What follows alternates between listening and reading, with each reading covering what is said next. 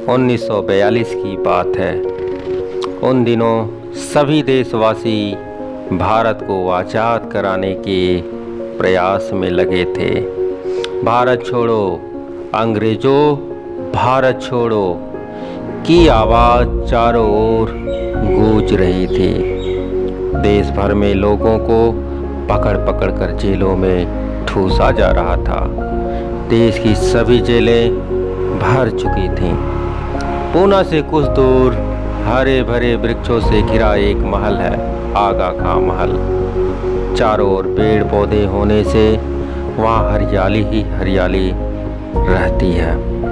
आगा खां के महल को भी जेल का रूप दे दिया गया था। गांधी जी कुछ अन्य बंदी नेताओं के साथ इसी बंदी गृह में थे। गांधी जी की पत्नी कस्तूरबा भी उनके साथ थी।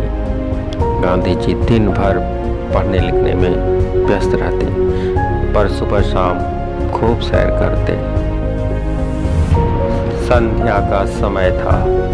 गांधी जी कस्तूरबा के साथ वृक्षों की हरियाली तथा शुद्ध वायु का आनंद ले रहे थे। अचानक चिड़ियों की चीख पुकार सुनाई पड़ी। गांधी जी ने सिर ऊपर उठाया तो दृष्टि चिड़ियों के एक जोड़े पर पड़ी। चिड़ियां अपने घोंसले के आसपास पंख फड़फड़ाती हुई चीख रही थीं। एक कौवा बार बार झपट्टा मार रहा था। लगता था वह घोंसले में पड़े अंडे खाना चाहता था और चिड़ियों का जोड़ा उसका प्रतिरोध कर रहा था। कौवा थोड़ा ऊपर उड़ता, फिर नीचे आक्रमण करता। चिड़िया तब तक आक्रमण का मुकाबला करने को तैयार हो जाती। वे उसे चोंच मार मार कर बेहोश कर रही थीं। तभी 2-4 चिड़ियां और आ गईं। सभी ने कौवे पर एक साथ आक्रमण कर दिया।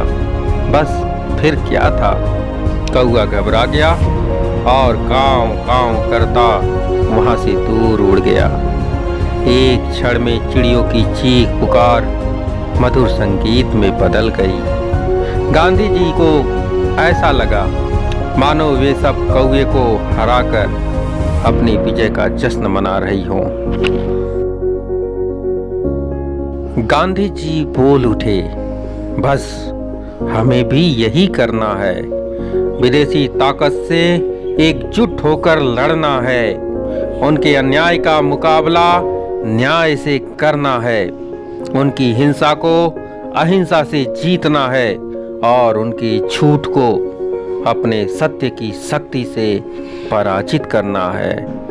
केवल एक ही बात ध्यान में रखें कि पूरा देश मिलकर उनसे लड़े।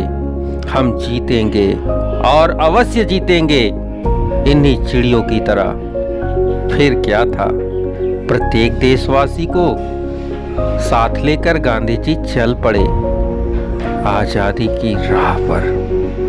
प्यारे बच्चों, इस पाठ से हमें यह संदेश मिलता है कि एकता में बड़ी शक्ति होती है। जिस तरह चिड़ियों ने एकता का परिचय देकर कौवे को हरा दिया, उसी प्रकार हम एकजुट हो जाएं तो बड़ी से बड़ी शक्ति को हरा सकते हैं।